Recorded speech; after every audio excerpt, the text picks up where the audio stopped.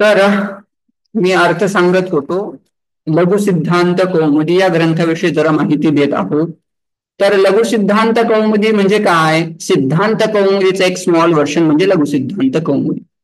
आता याला लघु सिद्धांत कौमुदी का म्हणायचं किंवा सिद्धांत कौमुदी या शब्दाचा नेमका अर्थ काय ते आपण बघूयात. पण या ग्रंथामध्ये एकूण किती सूत्र आहेत? तर या ग्रंथामध्ये एकूण फक्त 1200 सूत्र आहेत. पाणिनीय अष्टाध्यायी जर पाहिली तर त्या अष्टाध्यायीमध्ये एकूण 4000 सूत्र आहेत. त्या 4000 सूत्रांपैकी लघुसिद्धांत कौमुदीमध्ये मुख्य मुख्य काही सूत्रांची निवड केलेली आहे आणि एकूण 1200 सूत्र या ग्रंथामध्ये ठेवलेले आहेत. या ग्रंथावर एक सुंदर कमेंट्री आहे जी तुम्हाला कामी येऊ शकते. तिचं नाव आहे भैमी व्याख्या. भीमसेन शास्त्री म्हणून एक व्याख्याकार होऊन गेलेत. त्यांनी या ग्रंथावर छानपैकी कमेंट्री दिली. खूप विस्तृत 7 खंडांमध्ये ती कमेंट्री अवेलेबल आहे. जर ज्यांना कोणाला अपेक्षित असेल ते पुस्तकं तुम्ही मागवू शकता तुमच्या स्वतःच्या व्याकरणाच्या अभ्यासाकरिता. आता कौमुदी या शब्दाचा अर्थ काय होतो तो जाणून घेऊन लघु सिद्धांत कौमुदी म्हणजे काय याचा थोडा अर्थ लक्षात घ्या. कु या शब्दाचा अर्थ होतो पृथ्वी किंवा मही. इंग्लिशमध्ये त्याला अर्थ असं म्हणतात. ठीक आहे. पृथ्वी मही म्हणजे कु. कौ कुमुदस्य इयम इति कौमुदी म्हणजे काय? जी कुमुदाला बिलॉंग करते त्याला काय म्हणतात? कौमुदी. कौमुदी या शब्दाचा दुसरा अर्थ होतो मून किंवा स्टार. असे 2 अर्थ करता येतात. जे आकाशामध्ये चमचमते किंवा जो आकाशामध्ये चमचमतो त्याला कुमुद असं म्हणतात, कौमुद असं म्हणतात. ठीक आहे. कुमुद म्हणजे काय? पृथ्वीवर जे अवेलेबल आहे. कोण? कमळ. त्या कमळाला जे विकसित करतं असा कोण आहे जो कमळाला विकसित करतो किंवा कुमुदिनीला ऍक्च्युली विकसित करतो? तर तो आहे चंद्रमा. बरोबर. आणि चंद्रमाच्या संबंधित असलेली तिला म्हणतात कौमुदी. बरं, या ग्रंथाला लघु सिद्धांत कौमुदी असं का म्हटले? तर लघु म्हणजे जी आकाराने लघवी आहे, छोटी आहे आणि पुन्हा कुमुदीवत आनंद देणारी आहे. म्हणजे काय? जे नवीन नवीन विद्यार्थी ज्यांना व्याकरण शास्त्राचं अध्ययन करायचं आहे त्यांच्याकरता जी आनंददायिनी आहे. म्हणजे काय? इतर ग्रंथांमध्ये सूत्र विस्तृत रूपाने दिलेले असतात. व्याकरणाच्या कन्सेप्ट विस्तृत रूपाने दिलेल्या असतात. पण या ग्रंथामध्ये तेच व्याकरणाचे सिद्धांत अतिशय थोड्या थोड्या शब्दांमध्ये विस्तृत वर्णन केलेलं असल्यामुळे या ग्रंथाला जरी तो छोटा आकाराने असला, लघु असून सुद्धा की त्या ग्रंथातले सिद्धांत कौमुदीप्रमाणे आनंद देत असतात. त्यामुळे या ग्रंथाला लघु सिद्धांत कौमुदी असं म्हणतात. सिद्धांत सिद्धांत म्हणजे काय? वादी प्रतिवादिभ्याम निर्णित अंतः अथवा अवसान येषाम ते सिद्धांताः अशी सिद्धांताची व्याख्या आहे. वादी आणि प्रतिवादी त्यांच्यामध्ये काहीतरी संवाद चाललेला असतो, वाद चाललेला असतो आणि त्या वादांच्या अंती निर्णित जो सिद्धांत असतो, निर्णित जो अर्थ असतो, अवसान असतं त्या वादाचं, त्यालाच काय म्हणायचं? सिद्धांत म्हणायचं. अशा या सिद्धांतांची ही कौमुदी आहे.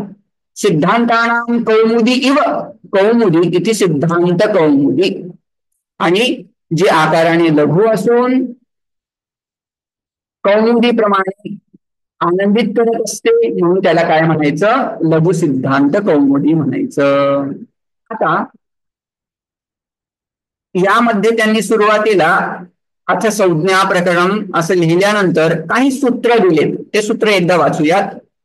ऐ उन, रिल रिक, ए ओंग, ऐ औच, हय वरट, लंग, ञमंगननम जभय घड धश जबगड दश खप छठत चटतौ कपय शससर हल असे हे एकूण 14 सूत्र आहेत.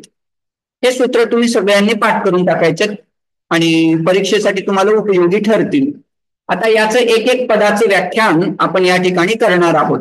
ऐऊन रलरिक एओम ऐ औ छाय वरडलन यमंगणनम जभय घडदश जबगडदश खपचटत चटतौ कपय शससर हल हे सगळेच्या सगळे काय आहेत? 14 सूत्र आहेत. यांनाच काय म्हणतात? माहेश्वर सूत्र असंही म्हणतात. का माहेश्वर सूत्र असं म्हणतात? कारण महेश्वरात आगतानि इमानी सूत्राणी इति कृत्वा माहेश्वर सूत्राणी. ते साक्षात भगवंताच्या डमरूतून आलेत. हे जेवढेच्या जेवढे काही ध्वनी बाहेर पडतायत ऐऊन हे सगळेच्या सगळे कुठून बाहेर पडले? तर नृत्तावसाने नटराज राजो ननाद डक्काम नवपंचवारम सनकादि सिद्धांत एतद विमर्शे शिवसूत्र जालम असा एक श्लोक आहे. त्याच्यामध्ये म्हणतात की ननाद वाजविला. काय वाजविला? धक्काम. धक्का म्हणजे डमरू. आणि किती वेळा वाजवला तो? नवपंचवारम. 9 आणि 5 मिळून किती होतात एकूण? 14. असं 14 वेळेला भगवंतांनी डमरू वाजवला. आणि त्या डमरूच्या प्रत्येक वेळेला ज्या ज्या वेळेला ते डमरू वाजला प्रत्येक वेळेला त्याच्यातून एक एक एक एक असं सूत्र बाहेर पडलं. ते म्हणजे ऐऊन रेलरेख एवं आदि. ठीक आहे. आता हे सूत्र तुम्हाला क्लिअर असतील. हे पाठ करून टाका 14 सूत्र. त्याच्यानंतरची पंक्ती अशी आहे इति माहेश्वराणी सूत्राणी अनादि संज्ञार्थानी. ही एक खालची पंक्ती आहे. तुमच्या पुस्तकामध्ये पण तिथं असू शकते. मी तुम्हाला एक स्वतंत्र फक्त लघुसिद्धांत कौमुदीचं फक्त सूत्र स्वरूप असणारा मूळ लघुसिद्धांत कौमुदी तुमच्या बरोबर शेअर करत आहे. या व्यतिरिक्त तुम्हाला मटेरियल ग्रुपमध्ये ऑलरेडी शेअर केलेलं आहे. तुम्ही ते पुस्तक उघडून बघू शकता. ठीक आहे. इति म्हणजे अशा प्रकारे माहेश्वराणी सूत्राणी हे 14च्या 14 काय आहेत? माहेश्वर सूत्र आहेत. आणि ते कशा आहेत? अनादि संज्ञा अर्थानी. लक्षात घ्या मी कसं वाचतोय. सूत्राणी अनादि आणि आदि संज्ञा अर्थानी म्हणजे काय? हे जेवढेच्या जेवढे वरचे सूत्र सांगितलेत ना 14 सूत्र, हे 14 सूत्र कुठून आलेले आहेत? महेश्वरात आगतानी इथे कृत्वा माहेश्वरानी. ते साक्षात भगवान शिवापासून आले. म्हणून या सूत्रांना काय म्हणायचं? माहेश्वर सूत्र असं म्हणायचं. आणि ते माहेश्वर सूत्र कसे आहेत? अन आदि संज्ञा अर्थाने. हे सगळेच्या सगळे सूत्र कशासाठी आहेत? तर अन अख अंग अच हल इत्यादी संज्ञा करण्यासाठी यांचं प्रयोजन आहे. ठीक आहे. अर्थ कळला नसेल मला लगेच थांबवायचं आणि प्रश्न विचारायचा. ठीक आहे. एषाम अंत्याः इतः या प्रत्येक सूत्रामध्ये तुम्हाला त्यांच्या शेवटी एक हलंत म्हणजे पाय मोडलेला एक एक एक एक वर्ण दिसेल. जसं की ना क ञ च ट ण म ञ ष श व य र आणि हल त्याच्यातला ल. ते तुम्हाला प्रत्येक सूत्राच्या 14 सूत्रांच्या शेवटी तुम्हाला एक एक पाय मोडलेला वर्ण दिसतोय ना. येषाम अंत्याः इतः त्यांना काय म्हणायचं? त्यांना इत असं नाव द्यायचं. हे पहिलं पेज क्लिअर आहे सगळ्यांना? आणि शक्य झाल्यास सगळ्यांनी व्हिडिओ ऑन ठेवा. म्हणजे मला असं वाटेल की मी भिंतीशी बोलत नाहीये, मी कोणातरी विद्यार्थ्यांना पाहून बोलत आहे. कोणीतरी व्हिडिओ ऑन ठेवलं पाहिजे. ठीक आहे. इथे माहेश्वराणी सूत्राने अनादि संज्ञार्थाने येशा म्हणता येतं. मला तिकडून जर रिस्पॉन्स नसेल तर मी पळवेल. पुढे हकारादिषु अकारः उच्चारणार्थ.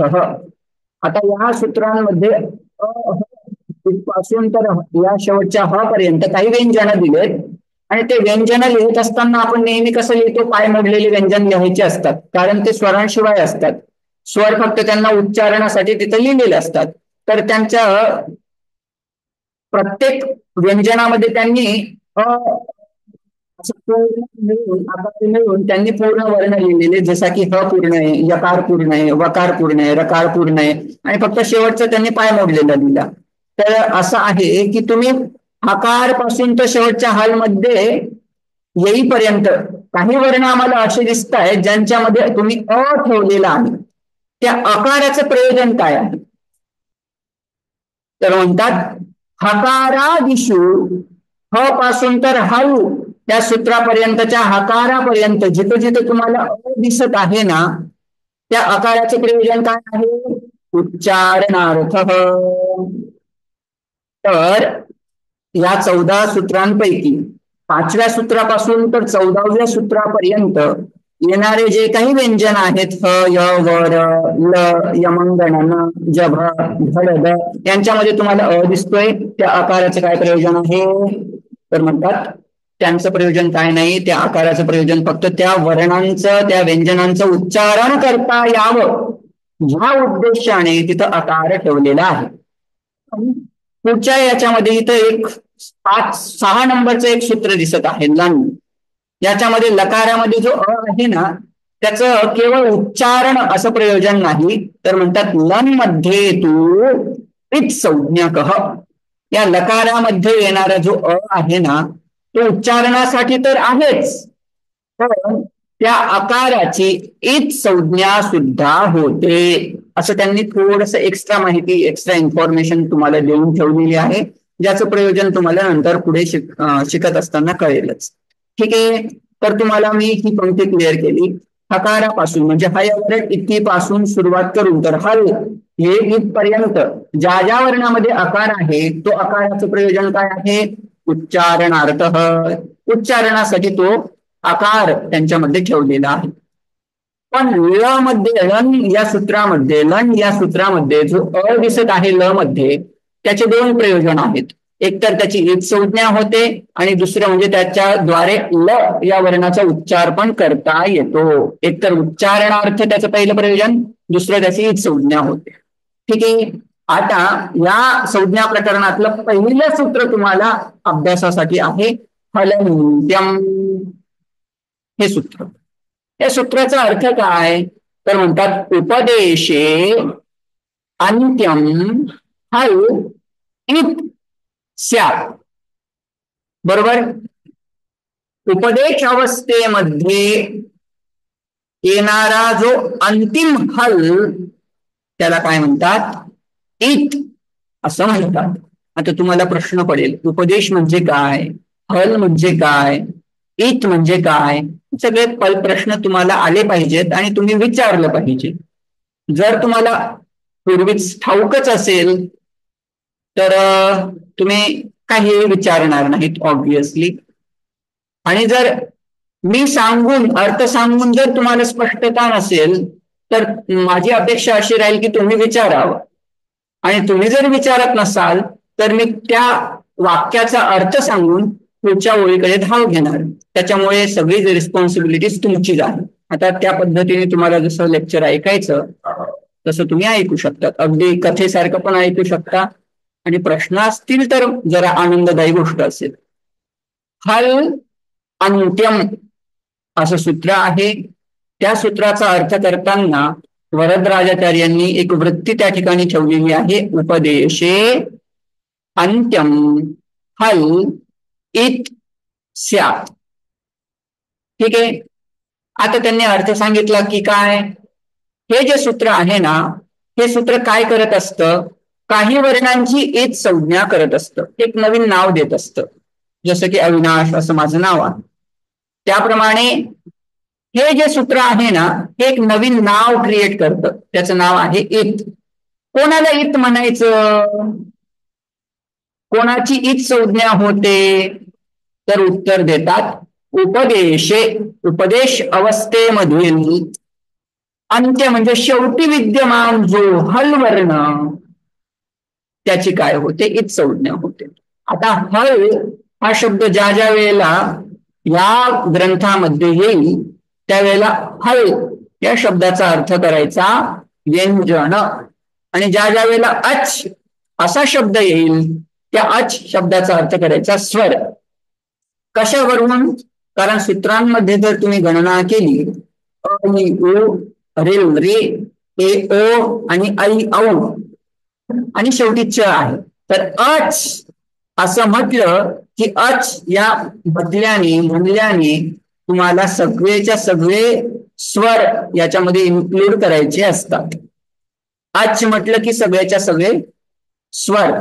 तसंच या हकारापासून शेवटच्या हल या लकारापर्यंत नुसतं हल म्हटलं की सगळेच्या सगळे व्यंजन त्याच्यामध्ये इन्क्लूड होतात.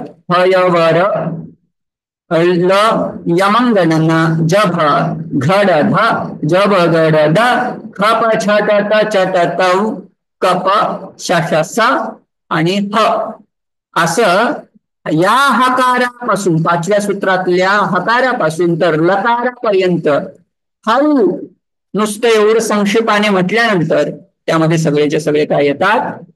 व्यंजन येऊन जातात. आता सूत्राचा अर्थ त्यांनी काय केला? उपदेशे अंत्यम हल इत्स्यात्. तर त्याआधी तुम्ही काय जाणून घ्या? उपदेश जाणून घ्या. उपदेश उपदेश म्हणजे काय? तर त्याची व्याख्या करतात उपदेश आद्य उच्चारणम. आद्य उच्चारणाला उपदेश म्हणायचं. पण कोणाच्या आद्य उच्चारणाला? तर म्हणतात की पतंजली असतील, कात्यायनी असतील, पाणिनीजी असतील किंवा महेश्वर म्हणजे साक्षात भगवान शिव असतील यांच्यापासून आलेले जेवढे काही आगम असतील, गुण गण हे जे असतील त्यांच्या अंती जर तुम्हाला हलंत व्यंजन मिळत असेल तर त्या व्यंजनाची काय संज्ञा होते? म्हणतात इत संज्ञा होते. उदाहरण तुम्हाला सगळ्यात पहिल्यांदा काय जाणून घ्या. आता उपदेश म्हणजे काय ते जाणून घ्या. ही बघा, ही टिप्पणी आहे 3 नंबर उपदेश, आणि ही खाली टिप्पणी वाचायची. पाणिनी कात्यायन पतंजली कर्तृकम प्रथम उच्चारणम अत्र आद्योच्चारणम. म्हणजे काय? पतंजली इत्यादींनी केलेलं जे काय आद्य उच्चारण आहे त्याला काय म्हणायचं? उपदेश म्हणायचं. आणि काही लोक असे आहेत ते यांना पण उपदेश म्हणतात. कशाला? धातुसूत्र गणोनादी वाच्यलिंगानुशासनम आगम प्रत्ययादेशा उपदेशा प्रकीर्तिता. धातू असतील, जसं की एक धातू सांगतो म्हणजे तुम्हाला लक्षात येईल. डुपचस्पाके, डुपचस्पाके असा एक धातू आहे. पचती हा धातू तुम्हाला माहित असेल. पचती हे क्रियापद माहित असेल. त्याचा मूळ धातू काय आहे? डुपचस्पाके. आता हा एक धातू झाला, बरोबर. डुपचश या धातूमध्ये शेवट तुम्हाला काय ऐकू येत आहे? आणि तो पण कसा आहे? हलंत आहे. हलंत म्हणजे त्याचा पाय मोडलेला आहे. आता धातूचं पूर्वी उच्चारण पाणिनींनी केलं म्हणून याला उपदेश म्हणायचा. उपदेशाच्या अंती विद्यमान जो वर्ण आहे तो जर पाय मोडलेला व्यंजन असेल तर त्याची काय संज्ञा होते? इत संज्ञा होते. कळलं? या सूत्राचा अर्थ तुम्हाला कळायला पाहिजे. आता उपदेश म्हणजे काय? पाणिनी इत्यादींनी सांगितलेले जेवढे काही सूत्र वगैरे असतील, जेवढे काही आगम असतील, आदेश असतील, जेवढे काही धातू गण उण आदी असतील, वाक्यलिंगानुशासनम असेल, त्यांच्या शेवटी विद्यमान जो हल वर्ण म्हणजे व्यंजन, त्या व्यंजनाची एक संज्ञा होते. ठीक आहे. आता आम्हाला कळलं, उपदेश कळला आम्हाला, हल संज्ञा कोणाची होते तेही कळलं. आता मला जर प्रश्न आहे. प्रश्न असा आहे की तुम्ही हलंत्यम हे सूत्र सांगितलं. या सूत्रामध्ये तर मला हल अंत्यम असे 2च पद दिसत आहेत. मग तुम्ही अर्थ करत असताना उपदेशे अंत्यम हल ईत स्यात् असे 5 पद आणलेत कुठून? वस्तुतः हल आणि अंत्यम हे दोनच पद आम्हाला सूत्रामध्ये दिसतात, अंत्यम आणि हल. मग तुम्ही उपदेश हे पद कुठून आणलं, इत हे पद कुठून आणलं, स्यात हे पद कुठून आणलं, असा जर प्रश्न असेल तर पुढे वरदराजाचार्य मार्गदर्शन करतात. सूत्रेषु अदृष्टम पदम सूत्रांतरात अनुवर्तनीयम सर्वत्र.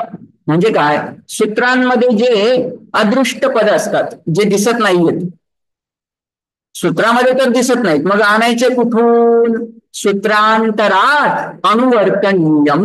म्हणजे काय, त्याच्या मागच्या सूत्रातून त्या पदांचं काय करायचं असतं, अनुवृत्ती करायची असते. आता हे अनुवृत्ती कशी करायची, याच्यासाठी तुम्हाला अष्टाध्यायीचं अध्ययन करावं लागतं. सध्या आपल्याला अष्टाध्यायी अभ्यासाला नाहीये. ज्या वेळेला तुम्हाला अधिक जिज्ञासा होईल माझ्याशी संपर्क करा, मी तुम्हाला त्याचंही मार्गदर्शन करेल. ठीक आहे. आता तुम्हाला एक संज्ञा कशाची होते, कधी होते हे कळलं. आता जी जी संज्ञा असते, जे जे नाव असतं ना, त्या नावाचं काहीतरी प्रयोजन असतं. जसं की या ठिकाणी धनश्री आहे, अर्जिता आहे, असे काही नावं आहेत तुमचे. त्या नावांचं काय प्रयोजन आहे, कशासाठी तुम्हाला धनश्री म्हणतात, कशासाठी तुम्हाला अर्जिता म्हणतात, किंवा कशासाठी मला अविनाश म्हणतात. प्रत्येकाच्या नावाचं काहीतरी प्रयोजन असतं. काय प्रयोजन, व्यवहारासाठी.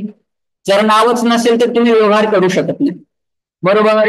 म्हणून इथं या ठिकाणी तुम्ही एका कुठल्या तरी व्यंजनांना हल इथे अशी संज्ञा देऊन टाकली, त्या संज्ञेचं फळ काय, असं म्हणतात व्याकरणामध्ये, या संज्ञा सासा फलवती. ज्या ज्या व्यक्तीला, ज्या ज्या वस्तूला नाव दिलं जातं ना, त्याचं काही ना काही प्रयोजन असतं. म्हणतात तुम्ही उपदेशाच्या अंती विद्यमान जेवढे काही व्यंजन आहेत, त्या व्यंजनांना हल असं म्हणा, असं सांगितलं हलंत्यम या सूत्राने. त्यांची ईद संज्ञा करून तुम्हाला काय भेटतं, किंवा त्या ईद संज्ञेचं नेमकं फळ काय आहे, असा जर प्रश्न असेल तर त्याचं उत्तर देताना डिरेक्टली मी ह्या सूत्रावर येतो. तस्य लोपः.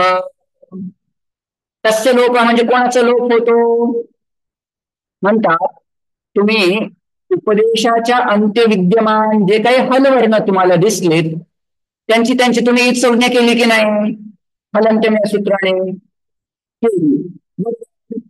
कोणाची केली, उदाहरणार्थ तुम्हाला हे सगळे सांगून देतो. सगळे महेश्वरांपासून आलेले सूत्र असल्यामुळे हे उपदेश आहेत, 14च्या 14 उपदेश आहेत. प्रत्येकाच्या शेवटी तुम्हाला काहीतरी व्यंजन मिळतंय का, नकार मिळाला, ऐवून इथे तुम्हाला नकार मिळाला, त्या नकाराची काय संज्ञा आहे, ईद संज्ञा आहे.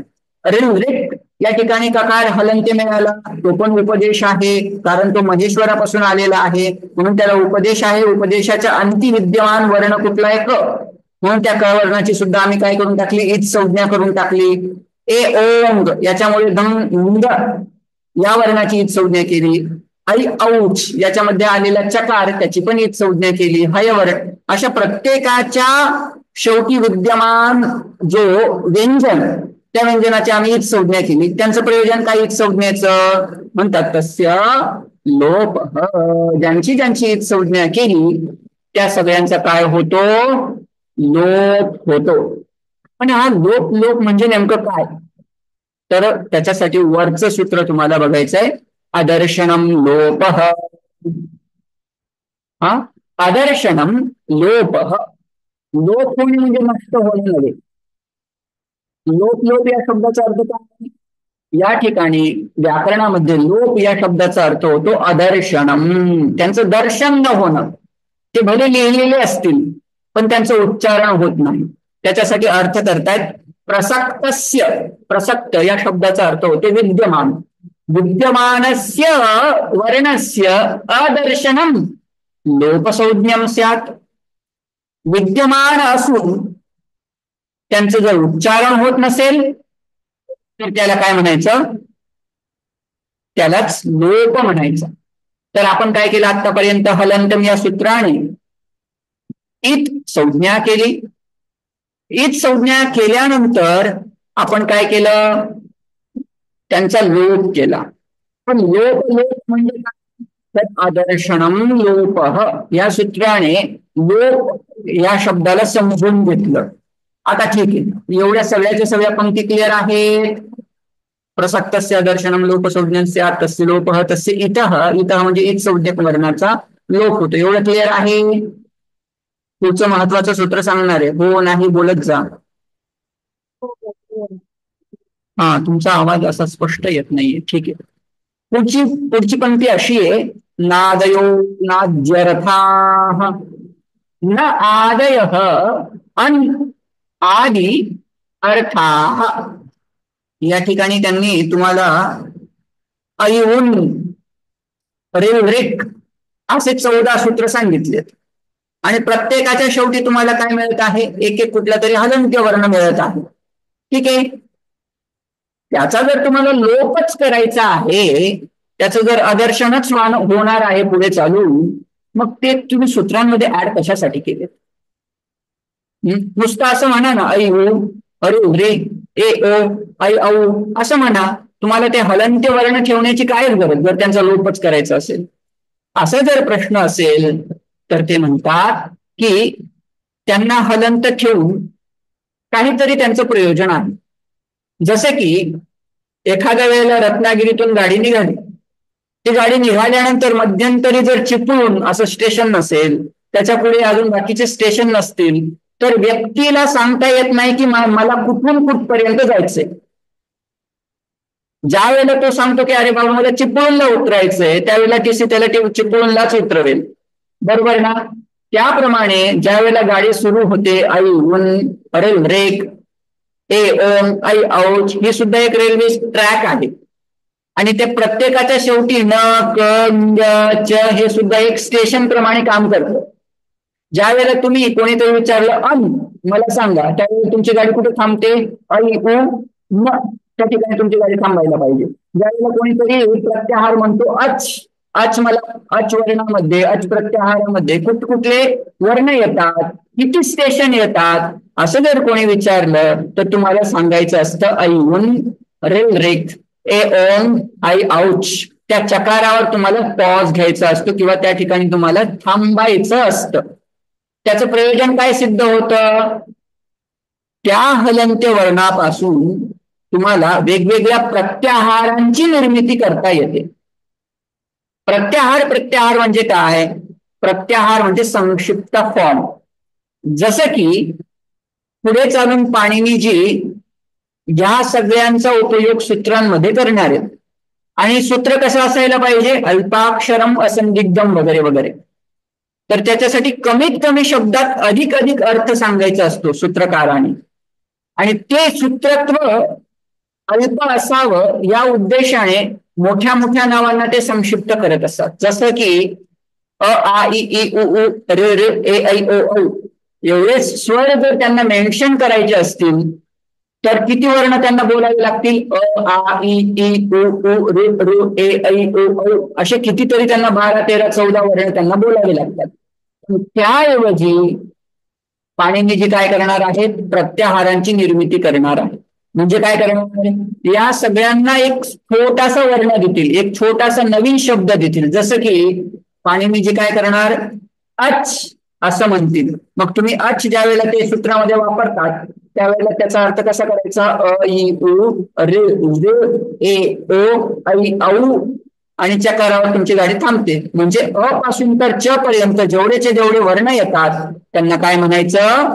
स्वर म्हणायचं. पुढे चालून ते स्वर या शब्दाचा वापर सूत्रांमध्ये करत नाहीत.